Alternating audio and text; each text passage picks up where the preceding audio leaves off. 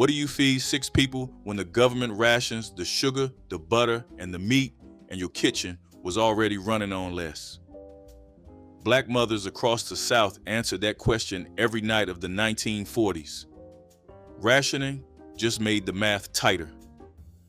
A pot of bones stretched 3 days. Cornbread baked from nothing but meal, water, and lard. These were not recipes. These were decisions made under pressure. Number 20 ran through the yard that morning and sat in a pot by sundown.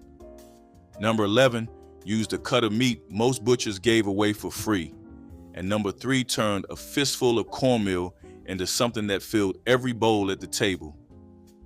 The food industry has never talked about wartime black kitchens. Hit subscribe because this list is full of meals the 20th century tried to erase. Here are 30 cheap 1940s dishes black mothers made to survive the war. Number 30, sawmill gravy on biscuits. Flour stirred into hot grease in a cast iron skillet until it turned golden, then thinned with milk or water and seasoned with salt and pepper. The gravy bubbled and thickened into a pale, peppery blanket that poured over split biscuits and soaked through to the bottom of the plate. Some mothers browned bits of salt pork in the pan first, so the drippings carried flavor before the flour ever went in. A sack of flour, a can of lard, and a cup of milk covered breakfast for a household without touching a ration stamp. The government never found a reason to ration flour, grease, or salt, and black mothers kept sawmill gravy on the table straight through the war without changing a thing. Number 29, fried pond catfish, a cane pole, a hook, and a creek bank. That was the grocery run. Boys pulled catfish from ponds, rivers, and drainage ditches across the South, and the fish came home still alive in a bucket. Black mothers gutted them at the back step, rolled the fillets in seasoned cornmeal, and dropped them into a skillet of hot grease. The cornmeal crust fried up golden and crunchy, and the flesh inside stayed white and flaky. Catfish cost nothing when you caught your own, and in the 1940s, nearly every black family in the rural South lived within walking distance of water that held them. A stringer of catfish and a pan of cornbread was Saturday supper that never saw the inside of a store. Number 28, watermelon rind pickles. After the red flesh was eaten, the thick white rind got peeled, cubed, and dropped into a brine of vinegar, sugar, cinnamon sticks, and cloves. The jars went up on the shelf and sat for weeks, the rinds turning translucent and sweet with a faint crunch that held through the winter. Black mothers made them because throwing away half a watermelon was not an option when food was counted by the ounce. A single melon produced jars of pickles that lasted months and showed up on the table next to beans, greens, and cornbread as a sharp, sweet contrast that cut through the heaviness. Nothing was wasted, not even the part most people scraped into the dirt. Those jars glowed amber on the shelf all winter. Number 27, molasses on biscuits, a tin of sorghum molasses, and a pan of biscuits made from flour, lard, and buttermilk. That was breakfast, and sometimes that was supper too. The molasses was dark, almost black, with a sweetness that bit back. Children soaked their biscuits until the bread went soft and the syrup ran to the edge of the plate. Sugar was rationed, molasses was not. It sat on every table in every black kitchen across the rural South because it was the cheapest form of sweet that existed. A gallon jug lasted a month. Some families made their own from sorghum cane grown in the yard, pressed and boiled down over an open fire. Decades later, the smell of sorghum still brought the whole kitchen back. Number 26, ash cakes, cornmeal mixed with water and salt, shaped into flat rounds, wrapped in dampened cabbage leaves or corn husks, and buried directly in the hot ashes of a wood fire. The leaves kept the ash off the bread while the heat baked it through. When the cakes came out, the outside was firm and lightly charred, and the inside was dense and smoky in a way no oven could reproduce. Ash cakes were older than the country itself. Enslaved families had cooked them the same way for generations, and by the 1940s, the method still held in households that relied on a wood stove or an open hearth. No pan, no oven, no fuel cost beyond the fire already burning for warmth. The method was older than any cookbook on any shelf. Number 25, cornmeal fried in boiling water. Cornmeal, boiling water, a pinch of salt, shaped by hand into small oval patties and dropped into a skillet of hot grease. The boiling water cooked the meal before it ever hit the oil, which gave the outside a hard golden shell and the inside a dense, almost creamy center. No eggs, no milk, no flour, just meal and water. Black mothers shaped each one by hand, palms wet, pressing them flat enough to fry evenly. In parts of Mississippi, Alabama, and Georgia, this was more common than sliced bread during the war years. It went with everything: beans, greens, gravy, or on its own with a glass of cold water. Some mothers made a batch before the children woke up and left them on the counter for whoever came through hungry. Number 24, rice and pan gravy. Whatever meat had been fried for supper left drippings in the skillet. Black mothers stirred a spoonful of flour into those drippings, let it brown, then added water and scraped up every dark bit stuck to the iron. The gravy poured over a plate of white rice, and that was the meal. No separate protein needed. The flavor of the meat lived in the fat it left behind, and the rice soaked it up until every grain carried the taste of the original dish. Rice was cheap and unrationed. A bag lasted weeks. Pan gravy cost nothing at all because it was made from what most cooks poured off and discarded. Black mothers in the Deep South poured it over rice and called it supper. Number 23, vinegar pie, a pie shell filled with a mixture of eggs, flour, butter, sugar, or syrup, and a generous pour of vinegar. It baked into a smooth, custardy filling with a tangy bite that made people guess lemon. The truth was there were no lemons. Vinegar stood in for every citrus fruit a rural southern pantry could not afford or find during the war. The whole pie came from the shelf and the hen house. Black mothers baked it when company came and set it on the table without explaining what was inside. Some families kept the recipe quiet, not out of shame, but because nobody believed it until they tasted it. Vinegar pie tasted expensive.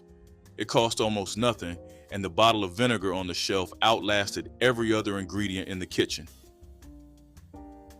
Number 22, fried cabbage with fatback. A head of cabbage cost almost nothing, and in the 1940s, black mothers bought them by the armful or pulled them straight from the garden. She cut the head into thick wedges, laid strips of fatback in a hot skillet, and let the fat render until the kitchen smelled like smoke. The cabbage went in on top, wilted down in the pork fat, and cooked low until the edges browned and the leaves turned silky and sweet. Salt, pepper, and a splash of vinegar at the end. The dish fed a crowd, took one pan and one burner, and stretched a small piece of cured pork across a whole vegetable. Cabbage never appeared on a ration list, and fatback sold for less than nearly any other cut at the counter. Here is something worth understanding about the 1940s.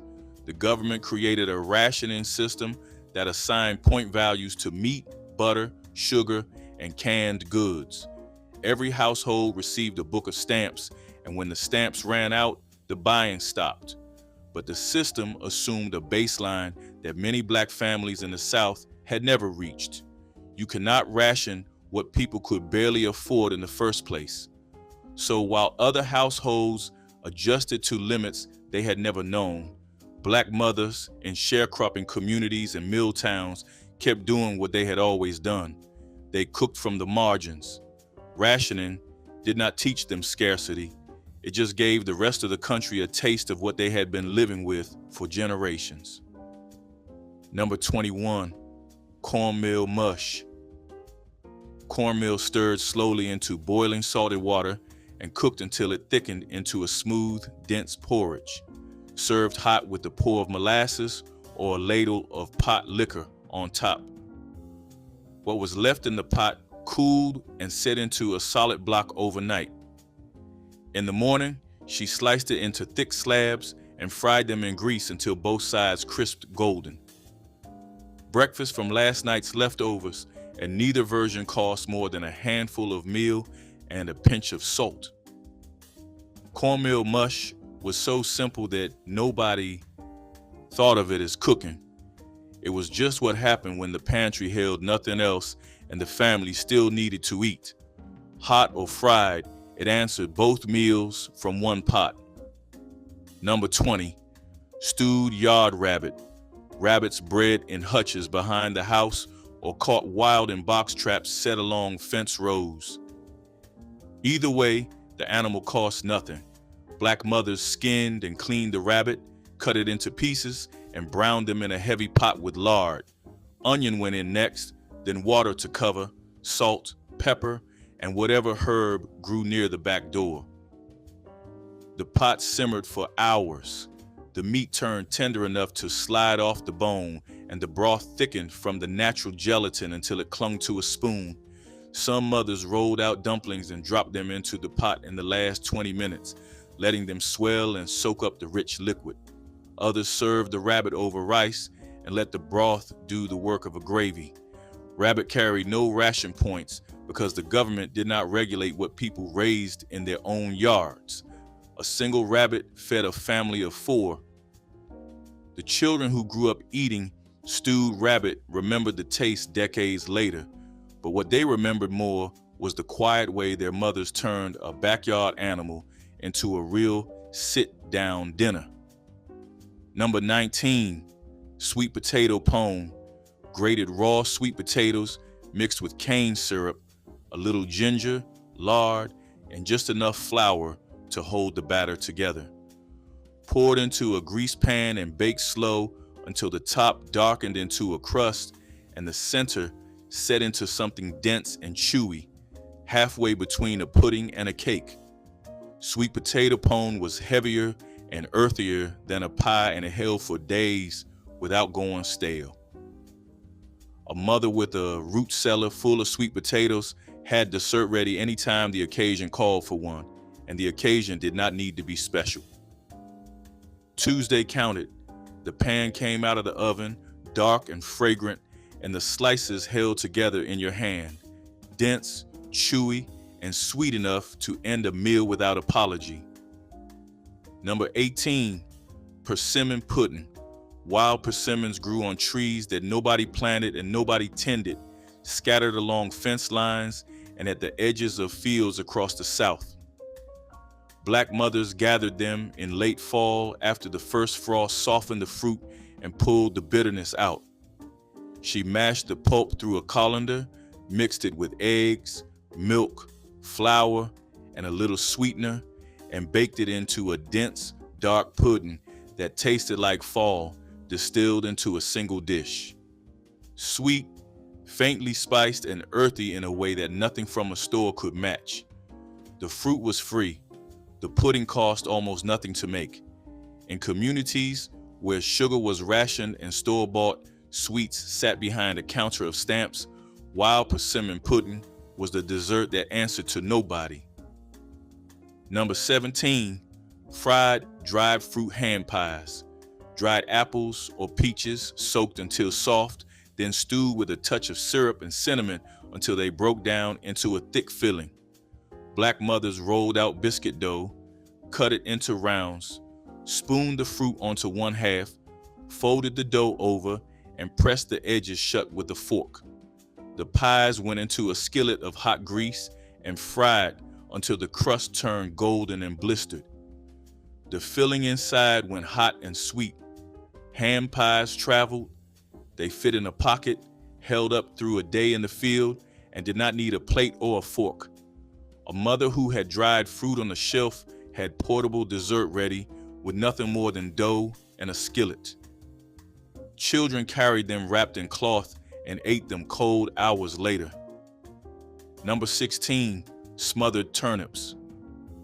Turnips pulled from the garden, peeled, sliced thick, and cooked down in a covered skillet with a piece of salt pork, onion, salt, and pepper.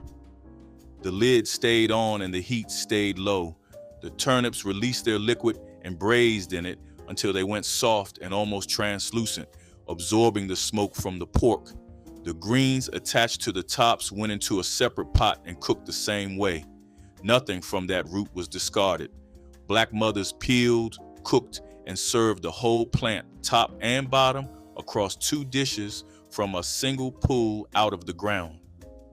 Turnips grew in cool weather and stayed in the garden long after summer crops had finished.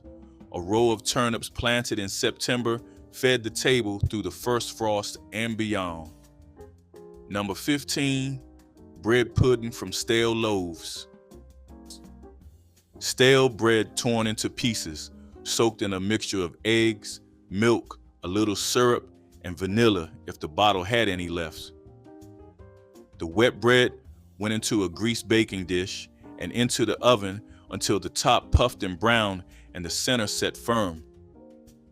Bread pudding existed because throwing away old bread was something no wartime kitchen would consider. The staleness was the point. Dry bread absorbed more liquid and held its shape better than fresh, which meant the worse the bread had gotten, the better the pudding turned out. Served warm, sometimes with a pour of cane syrup on top, it turned waste into something a child would ask for twice. A loaf nobody wanted became a dish the whole table reached for.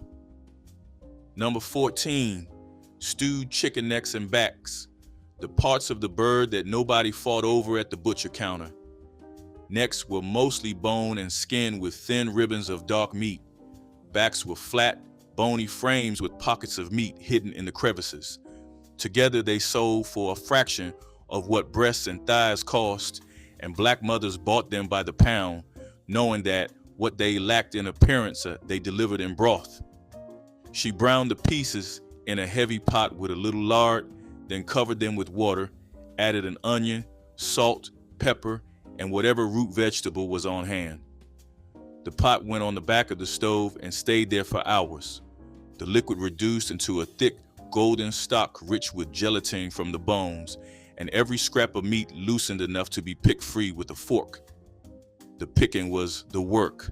Small pieces came off one by one, collected in a bowl, mixed back into the broth with rice or dumplings. Those scraps became far more substantial than the raw pieces had suggested. Children who ate stewed necks and backs learned to work around bone and cartilage before they ever saw a boneless cut. During the war, whole chickens carried ration points that made them a calculated purchase. Necks and backs slipped under that system because they barely registered as meat at all. A mother who bought 3 pounds of necks for the price of a single thigh fed her family for 2 days on broth and picked meat. The bones went back into the pot the next morning for a second round. By the time those bones were finally set aside, they had given up everything they had, and the family had eaten 3 meals from parts of a bird that most kitchens tossed straight into the trash. None of these women called themselves survivalists. That word did not exist in their vocabulary, and the concept would have insulted them. They were not surviving, they were raising families. A survivalist endures, a mother provides. She does not eat last because she is sacrificing. She eats last because she counted the plates and did the math. During the 1940s, black mothers carried the full weight of wartime food shortages on top of poverty they already knew. The war did not create their hardship. It layered new restrictions on top of old ones. And yet, every night, food appeared on the table. Number 13, chow chow. The end of the garden season meant a counter full of green tomatoes, cabbage, onions, and peppers that would not last another week. Black mothers chopped everything fine, salted it down, mixed it with vinegar, mustard seed, and a little sugar, and packed it into jars. Chow chow was a relish that went on top of beans, greens, cornbread, or anything that needed a sharp, tangy lift. A few jars put up in September meant a condiment on the table through January without spending a cent.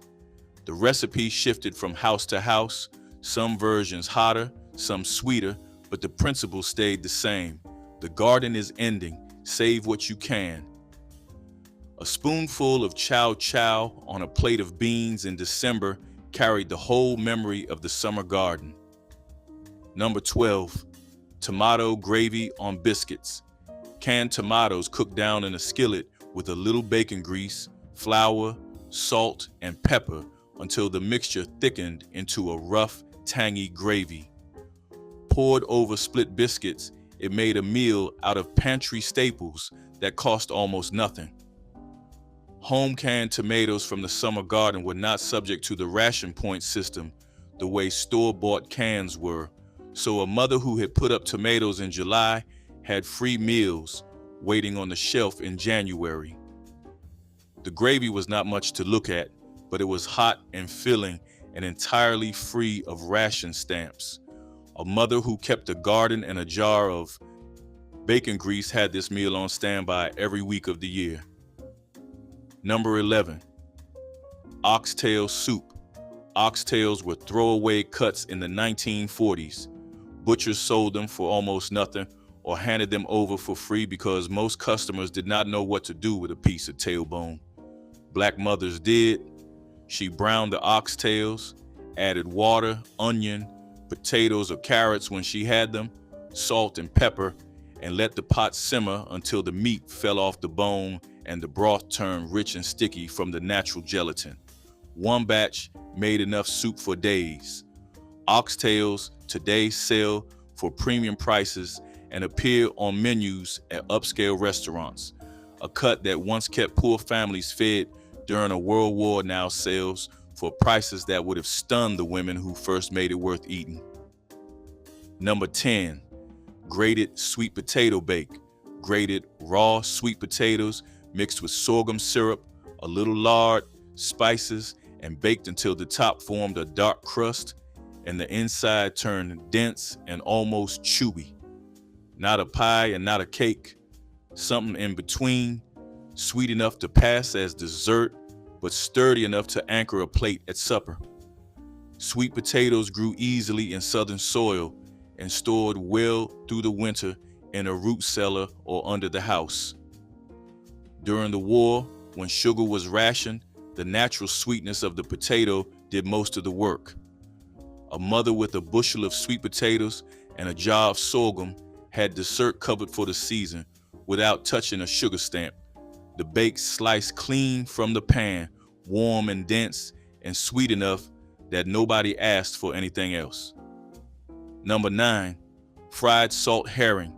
Barrels of salt-cured herring shipped inland from the Atlantic coast and sat in country stores across the South. The fish was stiff, dry, and heavily salted, sold individually for a few cents each. Black mothers soaked them overnight in cold water to pull out the worst of the salt, then dredged the fillers in cornmeal and fried them in a hot skillet until the skin crisped and the flesh underneath turned flaky and firm. Salt herring was protein that did not spoil. It needed no refrigeration, no ice, and no rush to cook it before it turned. A mother could buy half a dozen on Monday and fry them one at a time through the week, each one paired with whatever the garden or the pantry offered that night. With grits and a sliced onion, a single herring covered a plate. The taste was strong, salty, and briny even after soaking. Children who grew up eating fried salt herring either loved it or picked at it under protest, but either way they ate because that was what was on the plate. The barrels have vanished from country stores today, but the women who fried them still remember the pop of hot grease when the cornmeal hit the iron. Number 8, egg gravy on grits. a couple of eggs, cracked into a skillet with bacon drippings, scrambled rough, then a spoonful of flour, stirred in, and enough milk or water to make a loose gravy. The eggs broke apart into soft curds, suspended in the thickened liquid, and the whole thing poured over a bowl of hot grits. Breakfast for a family from 2 eggs, a spoonful of flour, and a pot of ground corn. Eggs came from the yard. Grits came from the same sack of dried corn that made the cornbread. During the war, this was the breakfast that appeared on the table when the salt pork ran low and the biscuit flour was being saved for supper. 2 eggs stretched across a whole family, and nobody left the table hungry. Number 7, potato soup, potatoes, water, salt, pepper, and an onion if there was one. Peeled, cubed, and boiled until they broke apart into a thick, starchy broth. Some mothers mashed the potatoes right in the pot with the back of a wooden spoon. Others left them in rough chunks. A little milk or a spoonful of bacon grease stirred in at the end gave it body. The soup was plain and white and entirely satisfying on a cold night when the cupboard had gone thin. Potatoes were never rationed and never expensive. A sack lasted days and converted into soup with nothing but water and heat. When the pantry held nothing else, potatoes answered the question. A sack of potatoes and a pot of water. That was all it took, and it was enough. Number 6, peanut soup. Roasted peanuts ground to a paste, thinned with water or broth, seasoned with salt, pepper, and a pinch of cayenne, then simmered until the whole pot turned creamy and thick. The recipe traced a line from West Africa through Virginia and into black kitchens across the deep South. Peanuts grew cheaply and produced heavily, and ground into soup, they delivered protein and fat in a single bowl. Some mothers added a diced onion or a handful of rice to stretch it further. Served with cornbread, peanut soup was a full meal assembled from a crop that grew in the yard. During the war, that kind of self-sufficiency was just how supper happened. A handful of peanuts, a pot of water, and a woman who knew what to do with both. The soup came out thick, warm, and richer than it had any right to be. Number 5, fig preserves on biscuits. Fig trees grew in nearly every black yard across the lower South, producing more fruit in a good summer than any family could eat fresh. Black mothers cooked the ripe figs down with sugar or cane syrup until the fruit collapsed into a thick, jammy spread with whole seeds suspended in every spoonful. The preserves went into jars and lined the shelf for winter. Spooned over a hot biscuit, fig preserves delivered a sweetness that was deeper and more complex than any store-bought jam, with a texture that held instead of running off the bread. The fig tree asked for nothing. No tending, no fertilizer, no attention. It just produced. A mother with a fig tree and a jar of lids had dessert covered from July through March. Number 4, cane syrup cookies. Flour, lard, cane syrup, a pinch of soda, and a little ginger or cinnamon if the jar still had some. Mixed into a stiff dough, rolled flat, cut into rough rounds, and baked until the edges darkened and the kitchen filled with the smell that pulled children in from the yard. Sugar was rationed and expensive. Cane syrup was neither. Black mothers in the Deep South used it as the primary sweetener for baking, and the flavor it produced was deeper and more complex than refined white sugar could deliver. A batch cost almost nothing to make and lasted a week in a covered tin on the counter, assuming the children did not locate them first. A jug of syrup and a scoop of lard, sweetness without a ration stamp. Number 3, cornmeal dumplings dropped in bean broth. When the pot of beans was simmering and the cornbread had not been started, she mixed cornmeal with a little salt and enough hot broth from the pot to form a thick dough. Spoonfuls went directly into the bubbling liquid. The dumplings swelled and cooked in the broth, absorbing the flavor of the beans and whatever scrap of pork was seasoning the pot. Each one came out dense, savory, and soaked through with the taste of the entire meal. No oven needed, no extra pan, no additional costs. The dumplings stretched the beans further and filled more plates than the pot had any right to cover. A fistful of cornmeal turned a thin supper into a full one, and no spoon measured a thing. Number 2, ham bone soup. After the ham was carved down to bare bone and the last slice had been eaten cold on bread, the bone went into a pot of water with dried field peas and onion, salt, and pepper. It simmered all day. The marrow melted into the liquid, the scraps of meat still clinging to the joints fell loose, and the peas swelled and softened until the broth turned thick and cloudy. One ham bone, already paid for with the original roast, produced 2 or 3 days of soup without a single additional purchase. Black mothers kept the bone wrapped in cloth in the cold spot of the kitchen, waiting for the right afternoon. When the soup was done, the bone had given everything it had left to give.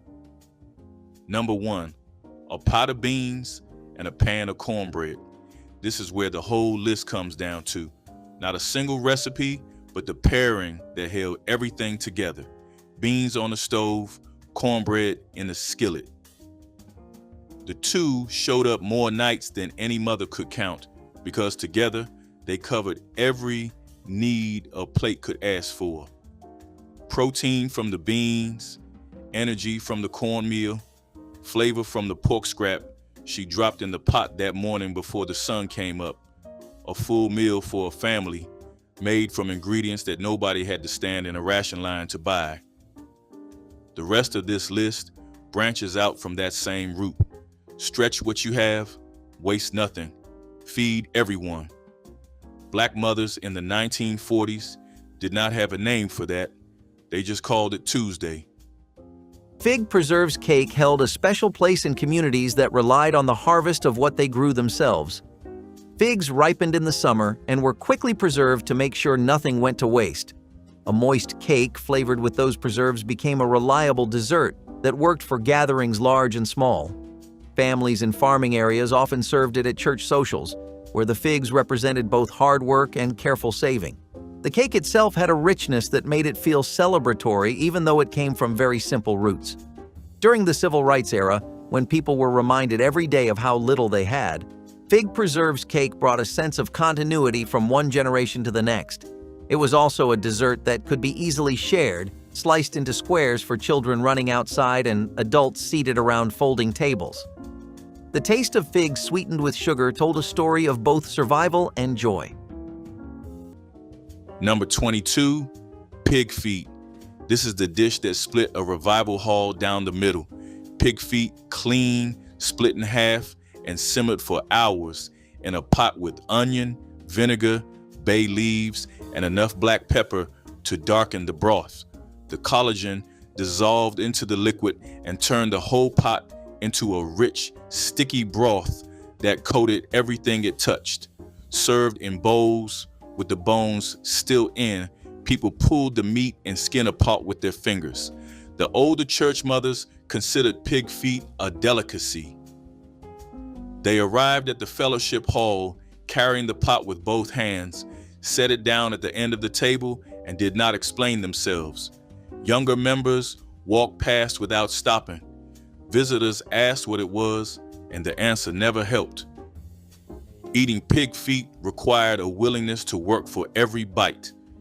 The meat sat between small bones and tendons, and the texture ranged from silky to gelatinous, depending on how long the pot had cooked. The skin turned soft enough to chew, but firm enough to resist. Nothing about the experience was fast or convenient. The cost was nearly nothing. Butchers sold pig feet cheap because the demand stayed low outside of communities that still practiced whole animal cooking. A small amount of money bought enough feet to feed a table of 10 with broth left over for rice the next day. That economy was part of the point.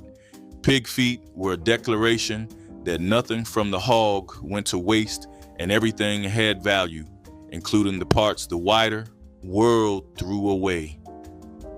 When supermarkets stopped carrying them in the regular meat case and the generation of women who cleaned and cooked them grew too old to stand over the pot, the supply and the skill disappeared together. The women who made pig feet never switched to a substitute. There was nothing to switch to. Before any other dish landed on the stove, the pinto beans went on in the morning, cooking slow and low until the kitchen smelled like Saturday, even on a Wednesday. A pound of dried pintos cost a dime in the 1970s, soaked overnight in cold water, then drained and covered fresh in a pot with a piece of fatback or a smoked ham hock tucked down into the center. No salt until the last hour, because adding it too early kept the skins tough, and anyone raised in these kitchens knew that rule without ever being told. It passed from hand to hand through watching, not reading. The pot simmered on the back burner while the whole day happened around it, and by evening, the beans had turned thick and creamy, the broth a deep reddish brown steeped through with smoky pork fat.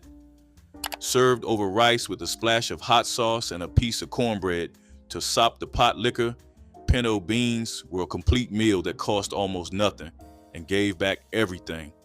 They taste almost right when you make them now. Almost. Hummingbird cake was an early Southern creation that blended bananas, pineapple, and spices into a dense, flavorful dessert. Its tropical ingredients were unexpected but celebrated, representing a widening culinary horizon in the mid-20th century South.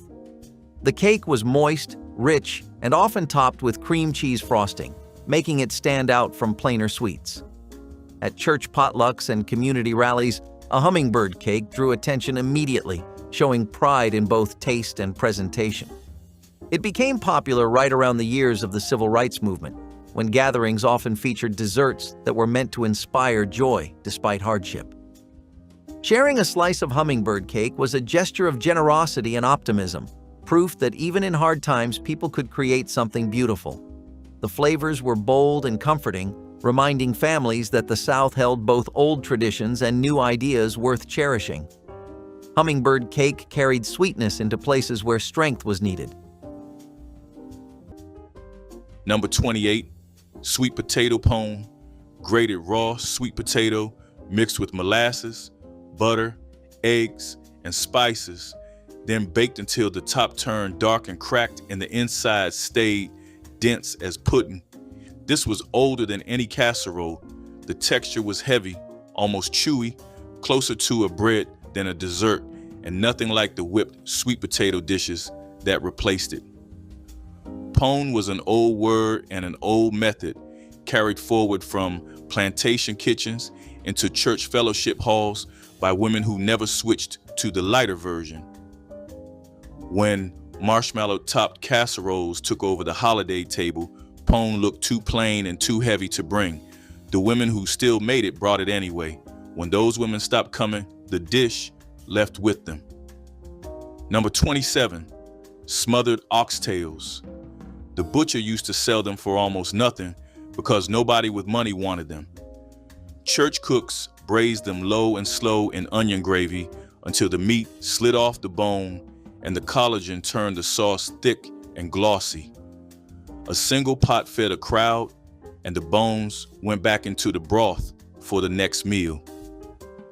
Oxtails were the dish you brought when you wanted the deacons to remember your name.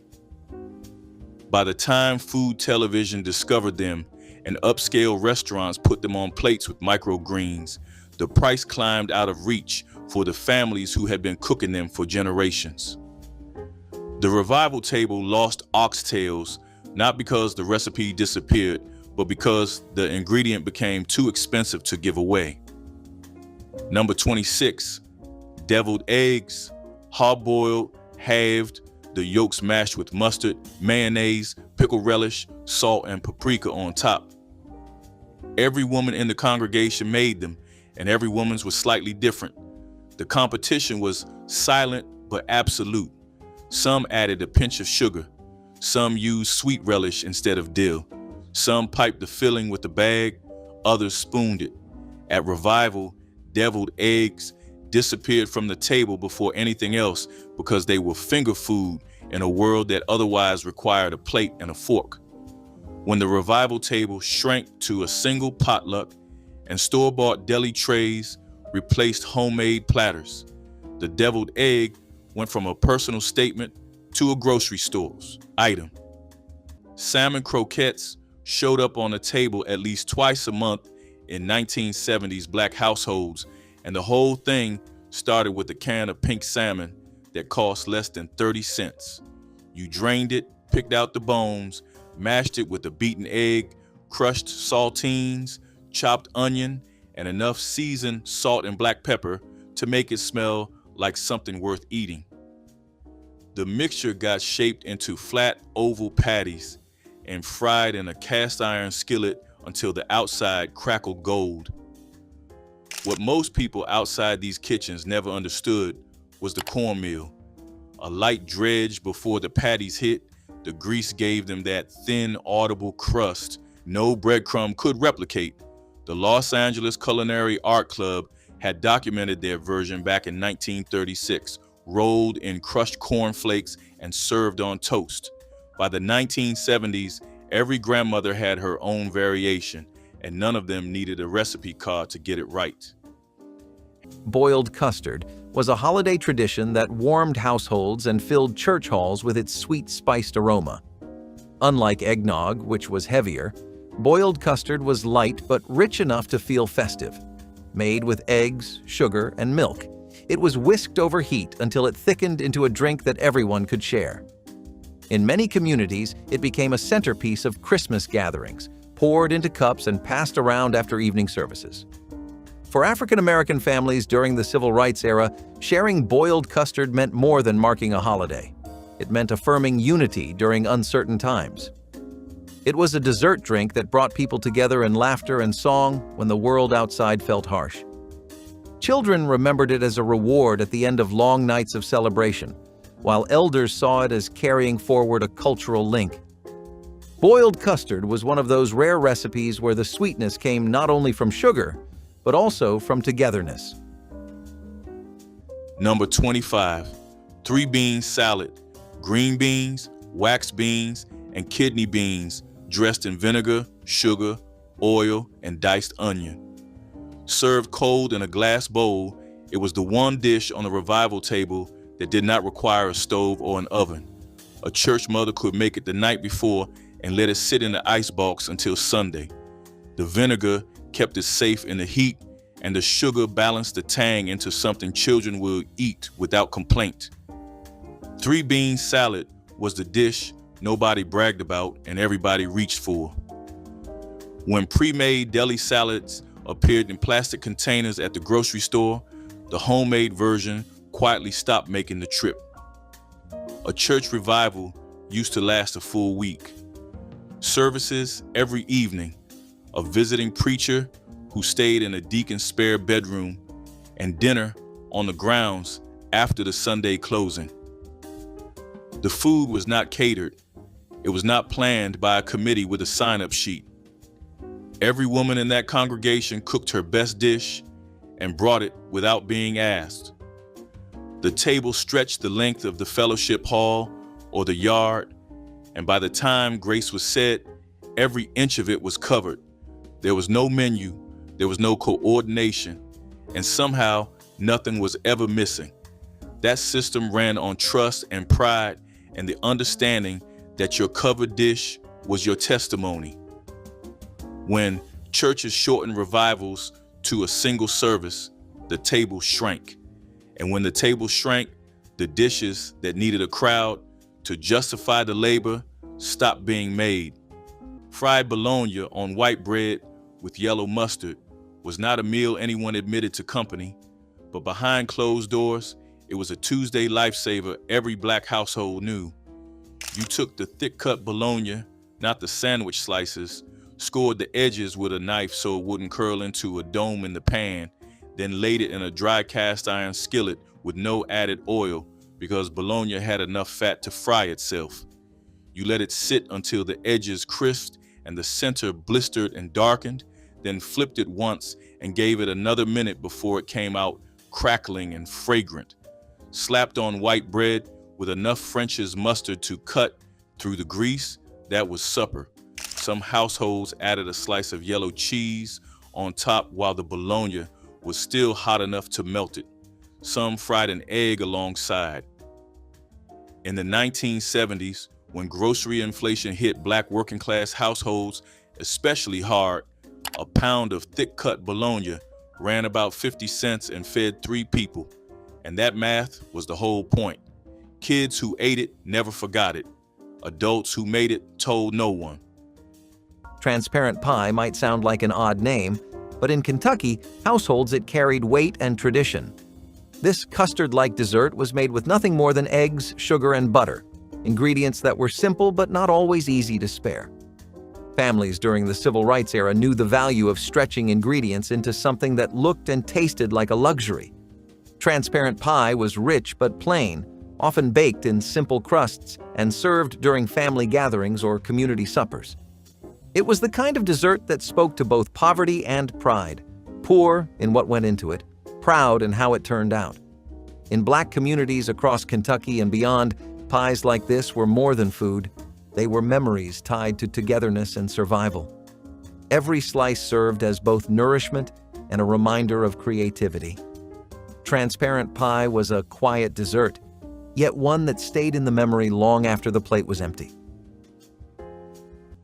Number 21, squash casserole. Yellow summer squash, sliced thin and boiled until soft, drained, and mixed with butter, egg, onion, salt, and enough crumbled crackers to give the top a golden crust. The squash broke down during baking into something creamy and mild, and the cracker topping crisped into a shell that cracked when a spoon went through it. This was a side dish that traveled well and sat at room temperature without falling apart. Squash came from the garden in quantities nobody could eat fresh, and the casserole was the answer to all of it. When fewer families gardened and squash became something bought by the single pound at a market, the casserole shrank from a crowd-sized pan to nothing at all. Number 20, giblet rice. The heart, liver, and gizzard from the chicken, chopped fine and cooked into the rice with onion and broth from the same bird. Nothing went unused. The giblets gave the rice a mineral depth that plain rice never reached, and the gravy that formed during cooking turned every grain dark and rich. This dish showed up at revivals because it used the parts of the chicken nobody fought over. The breast went on a platter, the thighs went on a plate, the giblets went into the rice pot, and the woman who cooked it turned what nobody wanted into something children asked for by name. When rotisserie chickens replaced home-cooked birds, the giblet bag went straight into the trash. The rice lost its engine. Stewed cabbage with smoked sausage proved that a single head of cabbage and $1's worth of link sausage could become something worth sitting down to. The sausage went first, sliced into coins, and browned in a wide pot until the casing crisped and the kitchen smelled sweet and smoky. Out came the sausage, in went the rough-cut cabbage with the chopped onion, salt, black pepper, red pepper flakes, and a splash of broth to start the steam. The lid went on, the heat dropped low, and the cabbage cooked down slowly into silky yielding piles that had absorbed every bit of that fat from the pan. The sausage went back in for the last 10 minutes to warm through and give the vegetables their final hit of smoke. 1 pot, 1 hour, enough to fill 4 plates. She made it on the nights when the week had run long and the money had run short, and she never once made it feel like less than a proper meal. 30 dishes, and not one of them needed a cookbook or a government stamp to reach the table. She never wrote a single recipe down. Her daughter stood next to her at the stove until they knew the whole thing by feel. Stir cornmeal into bean broth and drop the dumplings straight into the pot. Fry a few ash cakes in the coals and shake the char off before they hit the plate. Stew a rabbit low and slow until the meat slides off on its own. Drop your family's wartime dish in the comments, the one that never made it onto any list, but kept your people fed through every hard winter the country handed them.